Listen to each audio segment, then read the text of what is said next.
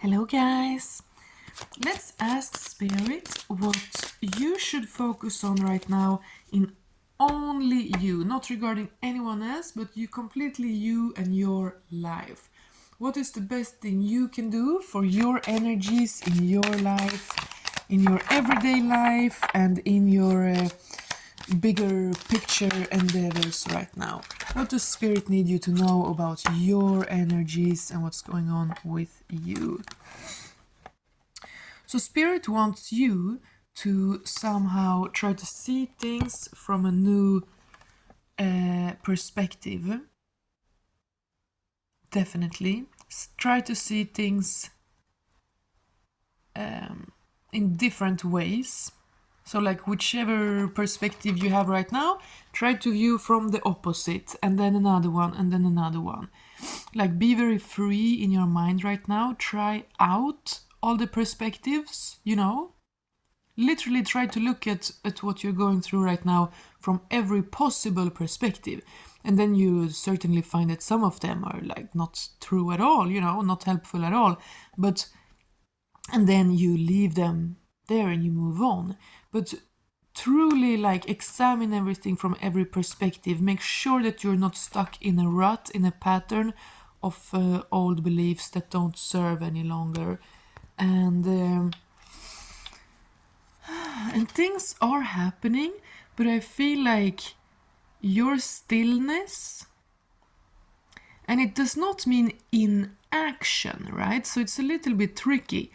I feel like Spirit wants you right now to be still, but not inactive, not passive, not completely just sit on your hands and do nothing, but have this stillness.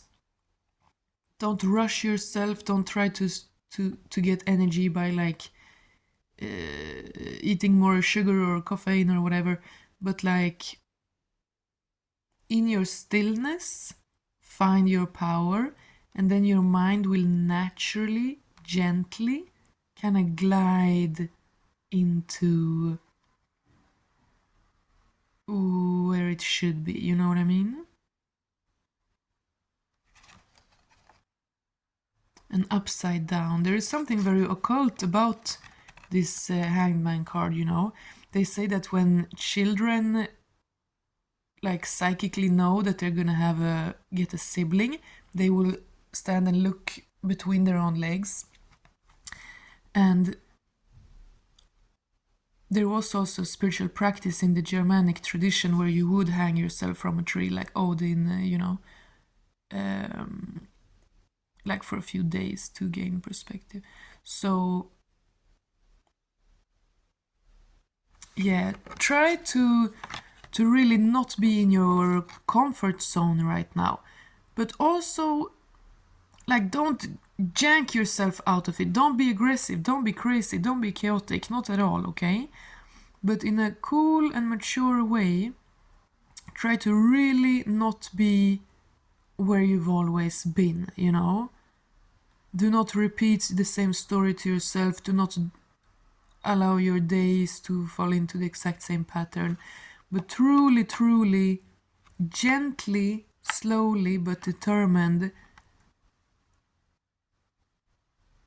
implement who you want to be. What perspective is helpful? What perspective is true and empowering and helpful and uplifting and truly like true, Very interesting. So it's about your perspective, okay? And it is, of course, always. And I'm getting this is also with the Six of Swords, like this is preparing you for some kind of action, some kind of change in the physical, a move. But let's see. Yeah, don't trick yourself, don't fool yourself, don't paint the devil on the wall, don't catastrophize right now, don't be sneaky, don't talk about anyone behind their back, like really, really, because that can create more questions, more problems, like, be on your high horse right now.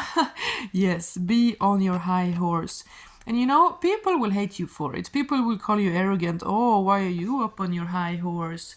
Why are you not partaking in the games, you know?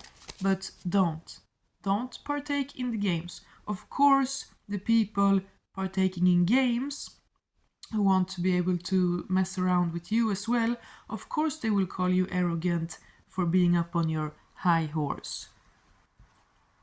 You just have high standards, you just have high morals, you know what you allow yourself, and you don't want to expect anything less from the people you allow near you. Like, it's simple, it's basic, you know? So anyone who wants to criticize you for trying to better yourself and your life, I mean, just move away from them, you know? What are they even doing? But I'm also getting here that you might be, as I said, catastrophizing. You might be painting the devil on the wall. Everything might not be as bad as you fear right now, okay? So that's a huge part of this mindset thing right now. Do not assume that everything is just repeating cycles and going to shit. Look very clearly. If it is truly the same old toxic things, then remove it. Remove yourself. But if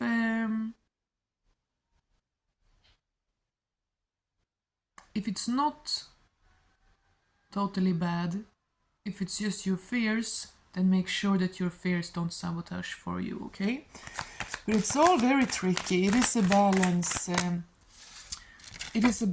And in order to know the golden middle place, you must know the extremes. Both the extremes. This is an important point that people like to forget about. Like, if you want to be kind, if you want to be totally good, totally reliable, you must know evil as well. It's true, it's a fact. You must know, look clearly at, face and conquer the evil as well. Otherwise, you're not truly good. You're just incapable of evil. You know what I mean?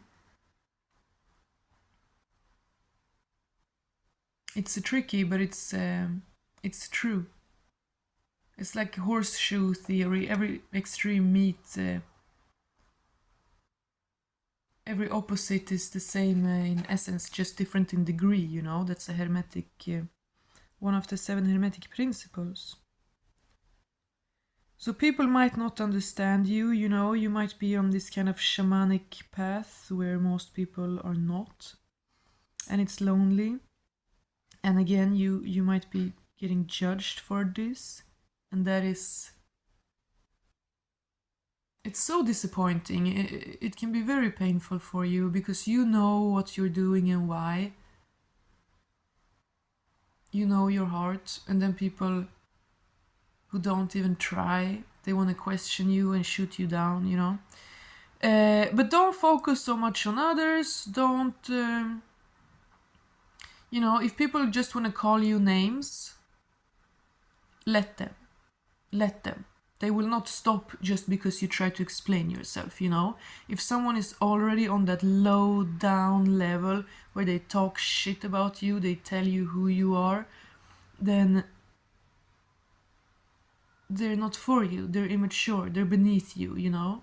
A hater is just a fan who don't know how to express it in a positive way. They're literally fans. Fan theories. Okay? Don't let them drag you down. If they say, oh, you think you're holier than thou, oh, you try to be something, just say, yeah, I'm trying to heal, I'm trying to survive, I'm trying to be fine. Or, you know, don't say anything, just move along. But I'm getting this might be happening around you, but this might also all even just be within you.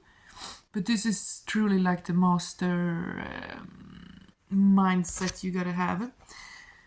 We have a new day, a new start. Yes, so as I said here, do not allow the past patterns, the past pains to completely stain the present and the future, okay? Be very aware and wise, but new things are coming. new ways, new paradigms, like, and new people too. I'm getting there with the boat. Yeah, there is no lack, there is nothing to fear, okay? This world is extremely abundant, it's eternally abundant. Like literally everything exists. There's so much of everything.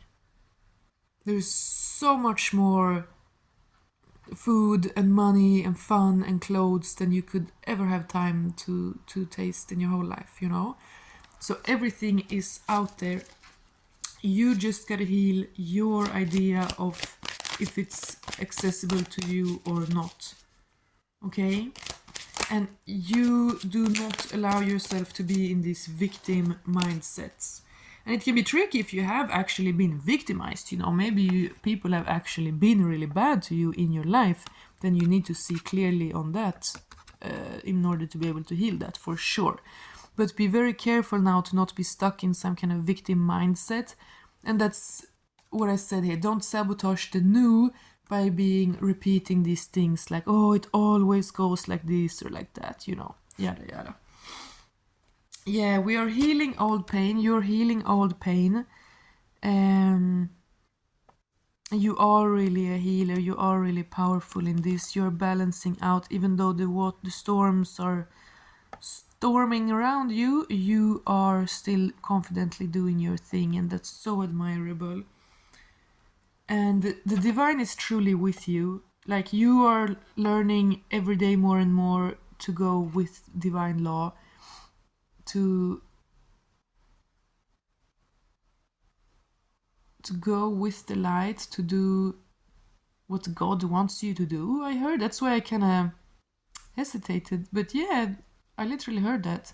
Do what God wants you to do, you know, because your ego might want one thing, the devil might want one thing, your fears might want one thing.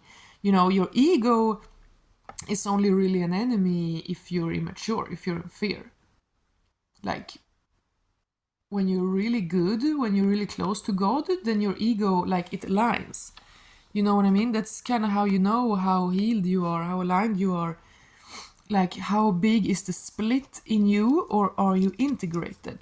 Like, you know, if what you want and what you know you need are totally different. Like, let's say you like bad boys or bad girls, and with that you mean like people that literally just don't respect you and betray you, you know, then you know you're not healed, because you're still attracted, you're literally attracted to pain. Like, you want to attract more lessons. You're not healed, so you're still attracted to toxicity because you need to encounter more toxicity in order to see how toxic it really is, you know? But when you're healing, when you're integrating your shadow with your light, your fears with your hopes, then what you are attracted to starts to actually align with what you know to be right, what you know to be good. So when you're broken, when you have issues, and you know, daddy issues, mommy issues, then you will be attracted to people who repeat those same toxic patterns because you haven't learned from them yet.